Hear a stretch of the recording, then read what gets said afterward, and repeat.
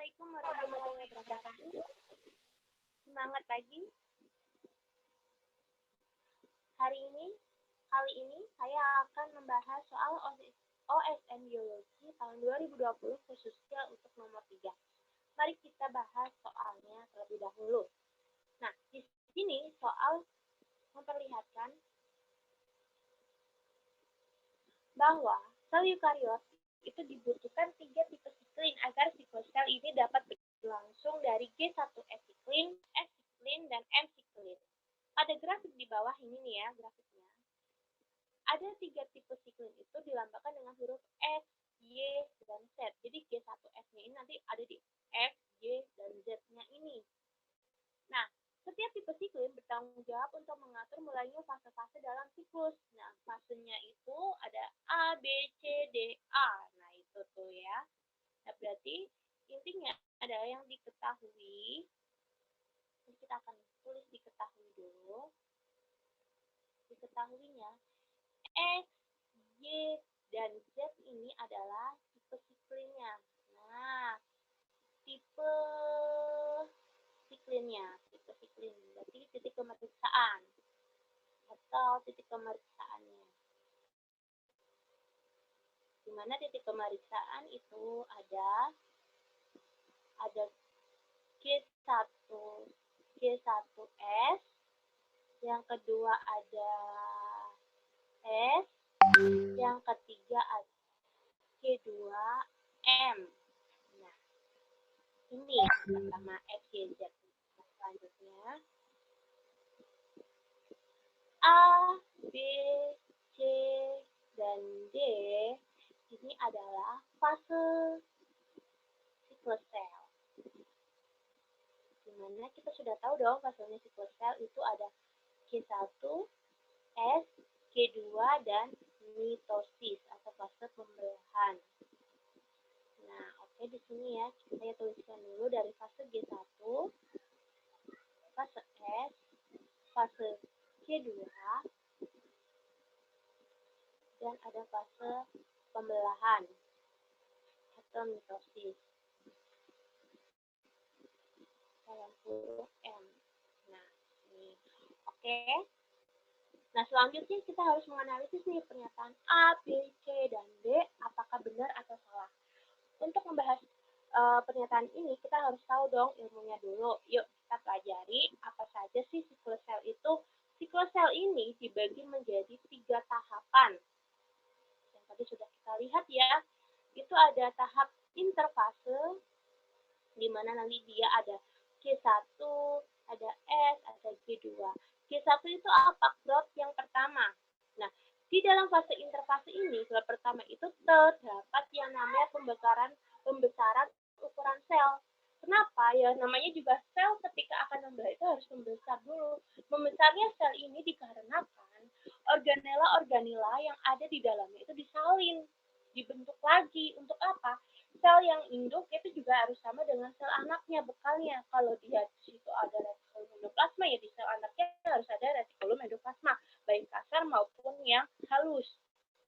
Nah, selanjutnya fase S. Fase S itu adalah sintesis dari penyalinan DNA yang ada di dalam nukleus. Jadi informasi antara sel induk dan sel anak itu harus sama. Sifatnya pun sama. Semuanya itu disalin di dalam nukleusnya. Nah, selanjutnya di fase S ini sudah memiliki sentrosom. Ya. Nah, selanjutnya ke fase G2. Selanjutnya di tahap yang kedua ya, tadi G1 yang pertama, S yang kedua, yang ketiga adalah fase G2. G2 di sini sentrosomnya tadi yang nanti dia akan berpengaruh, akan mengatur proses pembelahan selnya di mitosis. Nah, di dalam sentrosom ini dilihat di gambar, dia sudah memiliki sepasang sentriol. Kenapa harus sepasang? Karena nanti sentriolnya ini akan bergerak ke arah atas dan bawah. Ada yang ke arah utara dan ada yang arah ke selatan. Nanti dari sentriol inilah muncul benang-benang spindle yang akan membagi kromatin yang tadi itu loh, yang DNA yang sudah disalin yang ada di dalam nukleus itu dibagi sama rata. Ya, dibagi sama rata menuju ke arah utara dan menuju ke arah selatan. itulah yang mengatur adalah si sentriol tadi. Nah, dari fase G1S, G2 kita akan masuk ke fase mitosis. Nah, pada fase interfase ini kurang lebih itu akan terjadi selama 1 jam, cukup lama ya. Tetapi pada fase mitosis ini dia berjalan dengan sangat cepat. Dari tahapannya itu ada profase, metafase, anafase, dan telofase.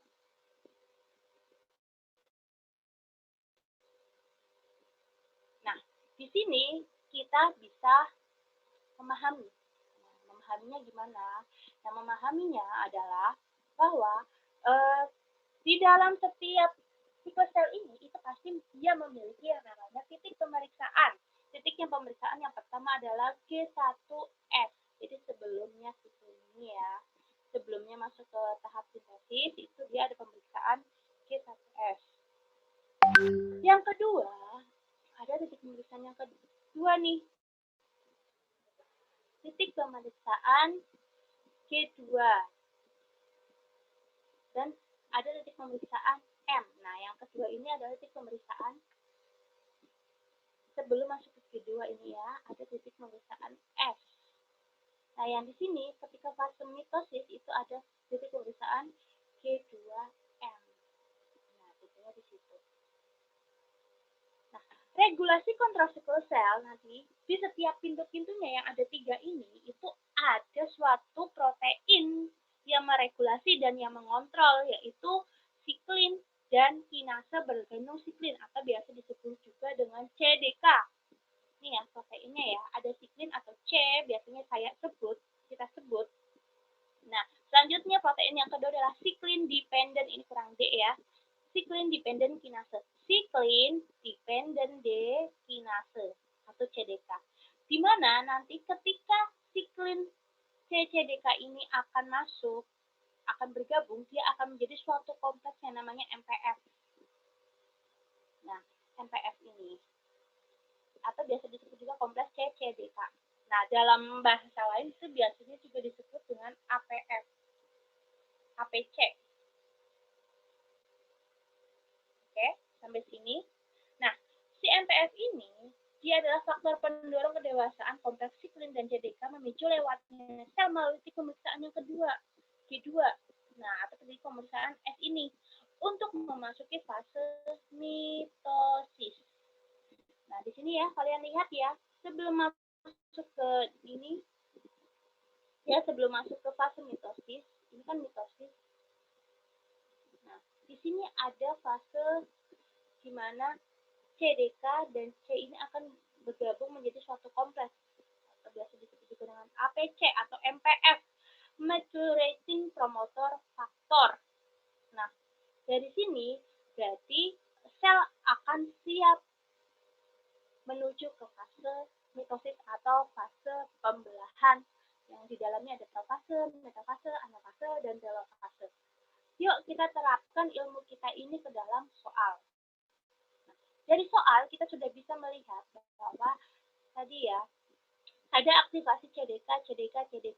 Nah, dari sini kita bisa melihat bahwa aktivasi CDK itu adalah titik awal adanya titik pemeriksaan. Jadi ketika ada CDK, CDK ini ya, itu merupakan titik awal pemeriksaan. Ini titik awal pemeriksaannya ya. Nah, ini ada pemeriksaan. Kita akan pelan-pelan saja. Di sini juga ada pemeriksaan. Nah, di sini juga ada pemeriksaan. Kalau di sini dilihat, kalau ketika ada kompleks MPC, pasti dia sudah masuk ke dalam fase mitosis atau fase pembelahan. Iya kan? Nah, otomatis kalau di sini itu ada APC, ini ada APC, saya highlight ya biar kalian tahu. Ini di sini tuh terlihat sekali nih ada APC. Berarti ini menandakan, nah dia sudah masuk ke dalam fase yang namanya mitosis. It means berarti huruf C ini, nah yang C ini adalah fase mitosisnya. Kalau C ini mitosis, berarti setelah M ini pasti adalah G1. Nah, di sini adalah G1. Setelah G1 sebelumnya M, berarti B ini adalah, ini kalau ini M, ini G1, berarti yang B ini adalah fase G2. Oke, salah ya. Oh, sebelumnya M adalah G2, sebelumnya M ya benar ya G2, dan yang A ini adalah fase S, fase sintesis. Nah, di sini. Oke.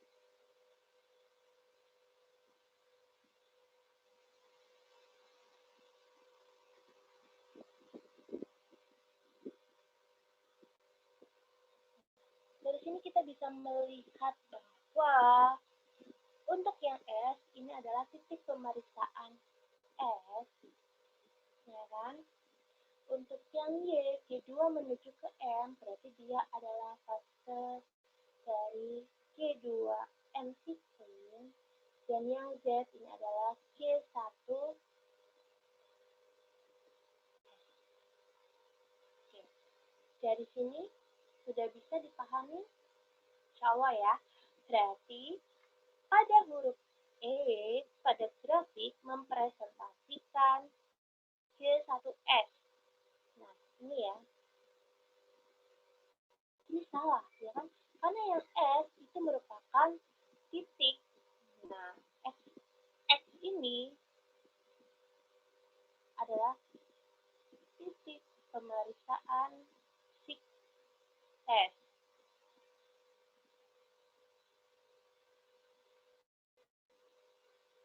S sequence. Nah, betul sekali. Berarti untuk pernyataan A ini salah. Yang bertanggung jawab dalam stimulasi fasenya S. Fasenya S betul, tapi ininya salah. Otomatis ini pernyataan yang salah. Selanjutnya, huruf B mempresentasikan fase G2. Nah, kita lihat sendiri ya. B itu adalah fase G2. Betul sekali. APC dan C merupakan protein yang bertanggung jawab pada salah satu fase pada pembelahan inti mitosis. Nah, di sini ya, APC ini adalah promoting pada fase metafase. Di tahap metafase pada mitosis. Betul sekali. Kenapa? Karena C ini itu adalah fase mitosis. Nah, di dalam mitosis ini ditandai dengan adanya APC atau bisa kita juga sebut dengan monitoring promoting factor atau MPF-nya. Jenisnya itu APC, di mana dia akan menstimulasi yang namanya tahap metafase menuju ke anafase. Anafase promoting. Nah, selanjutnya penggandaan sentrosom terjadi pada fase D. Coba kita lihat yang tadi yang di ini ya. Nah, sentrosom ini adanya di tahap S ya. Nah, berarti fase D itu apa? D itu G1. Oh ya, di sini ya. G.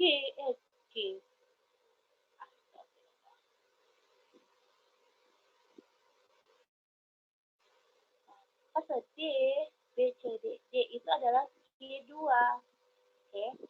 Berarti fase D-nya ini adalah G2. G2 ada tidak penggandaan sentrosom? Tidak, karena penggandaan sentrosom itu ada di fase S. Nah, fase S-nya itu ada di A. A itu adalah fase S, di mana S ini ada sentrosom, ada penggandaan sentrosom, di mana adanya penggandaan sentrosom ini dia akan masuk di tahap yang A-nya. Nah, itu ya. Jadi harusnya penggandaan sentrosom itu ada di A atau fase sintesisnya.